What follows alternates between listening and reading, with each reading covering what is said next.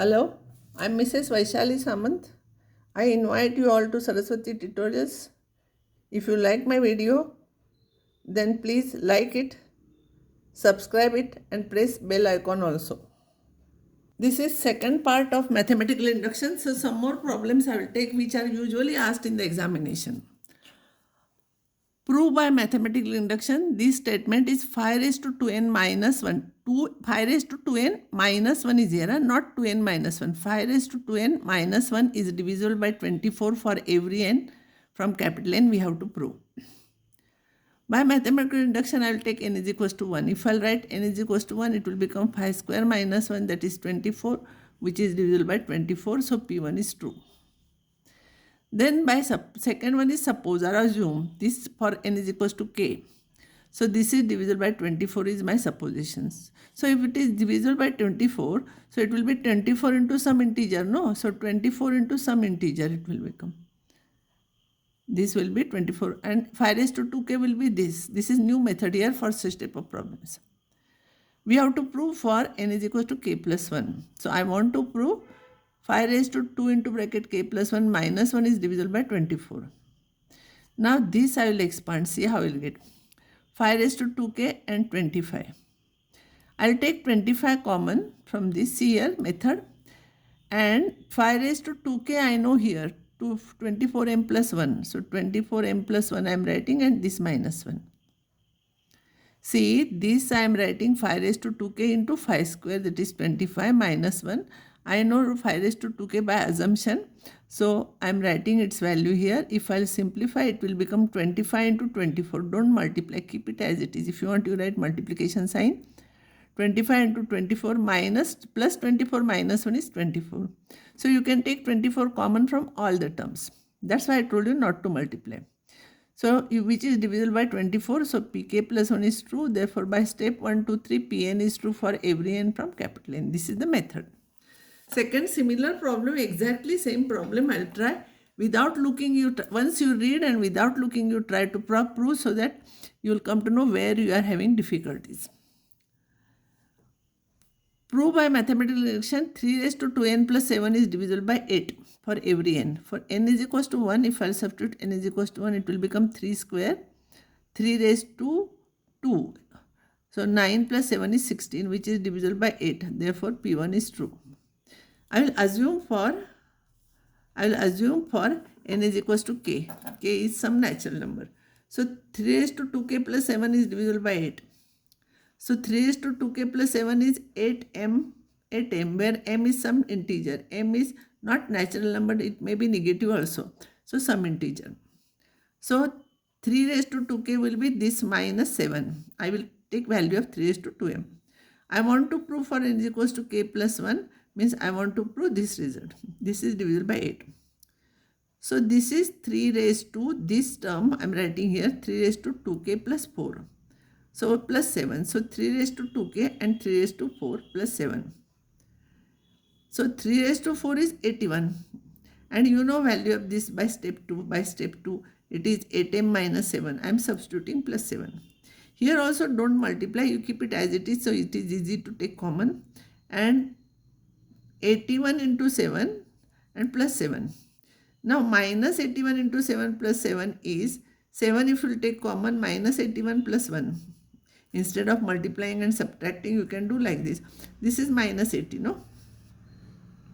So it will become this minus 80 into 7. Now 8 you can take common from all the terms. If you take 8 common here, it will become 10 into 7. Don't multiply. It is divisible by 8. Therefore pk plus 1 is true.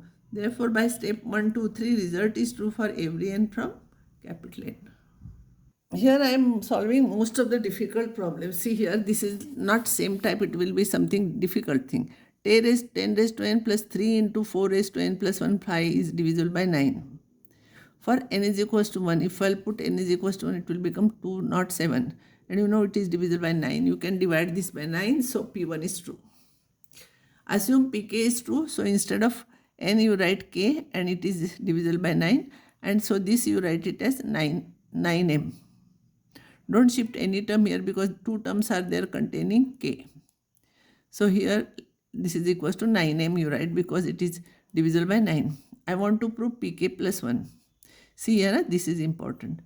So instead of k you write k plus 1 here, or instead of n you write k plus 1, you will get this. Now this I want to prove it is divisible by 9. See carefully how I am doing.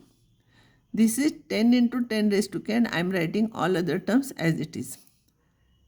10 I will take common, and for 10 raised to k I will add these terms. Or you can write 10 raised to k is equals to 9m minus this also. But here I am writing same terms. So these extra terms which I have taken, I will have to subtract. So here, in this case, it will be, actually here it was 12 into 4 raised to k plus 2. 12 into 4 raised to k plus 1. But here I have taken 30 into bracket 4 raised to k plus 1 to adjust with this term. Now 30 I have written, actually it was 12. So 18 I have taken extra, so I will subtract that. Similarly, here 10 into 5, 50 I have written, but already 5 was there. So I will subtract which extra I have taken. See, I will explain you again. 10 raised to k, I will 10 raised to k and I will add all those terms. Or if you want, you can write 10 raised to k is equals to this minus this, and simplify, you will get same thing. And this is nothing but 9m, you know. And minus 9 you can take common from this. So from all you can take 9 common here. So it is divisible by 9 and therefore pk plus 1 is true. And therefore by step 1, 2 and 3 Pn is true for every n from capital N. This is little bit different type of problem. See, a raised to n, these are usually asked. Do 2-3 times, you will remember. A raised to n minus b raised to n is divisible by a minus b. See, a raised to 7 minus b raised to 7 is divisible by a minus b. A raised to 20 minus b raised to 20 is divisible by a minus b. Very important result. N is equals to 1, you will get same. It is divisible by a minus b. You prove, suppose for k plus k. Assume for k. So this is m into bracket m a minus b. Some integer into a minus b because it is divisible by a minus b. I want to prove pk plus 1. So instead of n you write k plus 1. So here you will get k plus 1 and divisible by a minus b. Now see how I am taking. I am subtracting ab raised to k. I am adding ab raised to k. I am subtracting, adding same term. You have to remember this step. Here I will take a common, you will get a raised to k minus b raised to k. Here I will take b raised to k common, you will get a minus b. Now this is a into bracket m into a minus b by step 2. By step 2, you know value of this. And plus this as it is. Now from all you can take a minus b common into whatever remains is divisible by a minus b. Therefore pk plus 1 is true. Therefore, by mathematical induction, Pn is true for every n from capital N. This is proof. You have to read carefully how adjustment I made. You will have to see and you will have to solve it. Here I am solving all types of problems. See here. Prove by mathematical induction, this is divisible by 6 for every n. For n is equals to 1, it will become 6. So it is divisible by 6. P1 is true. Assume for n is equals to k. So this is equals to 6m. Okay, m is from z. I want to prove pk plus 1. So instead of k, if I write k plus 1, k plus 1, k plus 2, k plus 3 you will get. Now with the help of this, I want to prove, by assumption we have to prove this is divisible by 6. What I will do, I will keep these two brackets as it is. Once I will multiply by k and next time I will multiply by 3. So k into bracket k plus 1 into k plus 2 and 3 into bracket k plus 1 into k plus 2. By assumption, you know this is equals to 6m. See here how I am explaining. K plus 1 and k plus 2 are consecutive terms, one after other. So one must be even because two consecutive terms, one is odd, one is even. So any one of them may be even or odd. So at least one even number will be here. If this is odd, this will become even. If this is even, this will become odd. So one out of these two consecutive numbers, see for example 2 into 3. 2 is even, 11 into 12. 12 is even, like that. So this is divisible by 2 and 3 is already there. So here, so it is divisible by 6. See, this is 6m, and out of this one term is, you can write here, out of this one term will be even, any one. Other will be odd. Even means it is divisible by 2 and 3 is there, so it is divisible by 6. So all these terms are divisible by 6. So pk plus 1 is true. Therefore, by mathematical induction, Pn is true for every n from capital N. This is very important theorem in logarithm. This theorem we are proving in logarithm. Now I will prove by mathematical induction. If it is asked for mathematical induction, you have to prove by mathematical induction for every n from capital N. N is equals to 1. If you will substitute, you will get same. N is equals to k, you assume. I want to prove for pk plus 1, means instead of n you write k plus 1, here k plus 1. Now I will take LHS. Now see this. This is x raised to k into x. Base a is there, of course, that you write down. But there is one theorem, no, log of mn is equals to log m plus log n. So it will become log of x raised to k plus log of x. And log of x raised to k, by assumption, it is k log x. We have proved it. We have supposed it, sorry. We have assumed it. So it is k log x plus log x. If you take log x common, you will get k plus 1. And that's what we want to prove. Therefore, this is RHS. See carefully. K we are assuming, k plus 1. I want to show this is equals to this. This I will split up. I will use logarithmic theorem, this first theorem. So it will become this plus this. By assumption, you write value of this.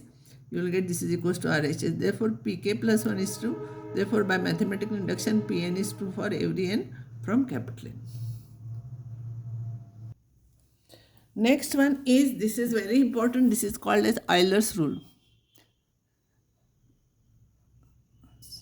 So this is cos theta plus I sin theta raised to n is equals to cos n theta plus I sin n theta.